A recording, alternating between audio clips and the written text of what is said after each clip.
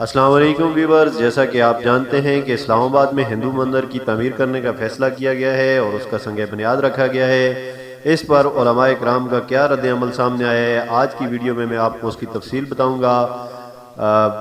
اس سے پہلے اگر آپ نے ہمارا چینل سبسکرائب نہیں کیا تو پلیز چینل کو سبسکرائب کیجئے اور بیل آئیکن کو پریس کیجئے تاکہ ہر نئی آنے والی ویڈیو آپ تک پہنچے۔ تو چلتے ہیں ویڈیو کی جانب۔ علماء کرام کی مشترکہ پریس کانفرنس میں انہوں نے اعلان کیا ہے کہ اسلام آباد میں مندر تعمیر کرنے کی اجازت ہرگز نہیں دیں گے۔ مختلف مکاتب فکر کے علماء کرام نے نیشنل پریس کلب میں مشترکہ پریس کانفرنس کرتے ہوئے کہا ہے کہ حکومت کو وارننگ دیتے ہیں کہ وہ اسلام آباد میں مندر کی تعمیر سے باز رہے ورنہ شدید رد عمل ہوگا۔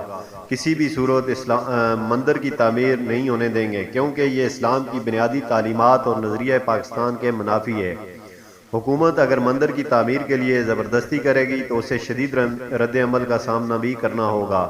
اس موقع پر امیر JUI فضل الرحمان گروپ مولانا عبد المجید ہزاروی، مفتی عبداللہ محمد کاشف چودھری، حافظ مقصود احمد، مولانا مفتی عبدالسلام، مولانا حمداللہ، مولانا محمد حویس، مفتی سجاد و دیگر بھی موجود تھے۔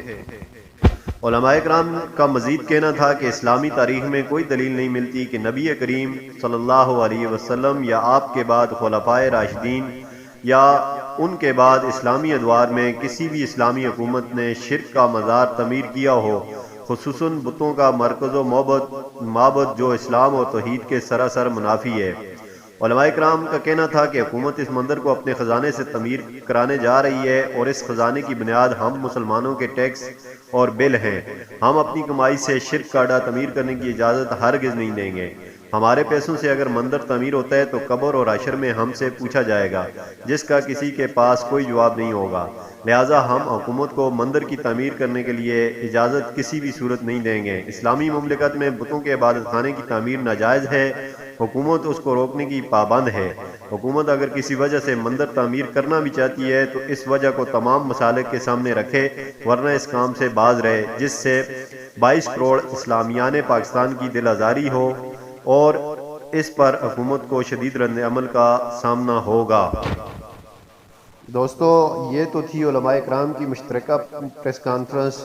اب آپ کی اور ہماری یہ ذمہ داری بنتی ہے کہ ہم اس کے خلاف آواز اٹھائیں۔ آپ اس حوالے سے کیا کہتے ہیں؟ کمنٹ باکس میں اپنی رائے کا اظہار ضرور کیجیے۔ شکریہ۔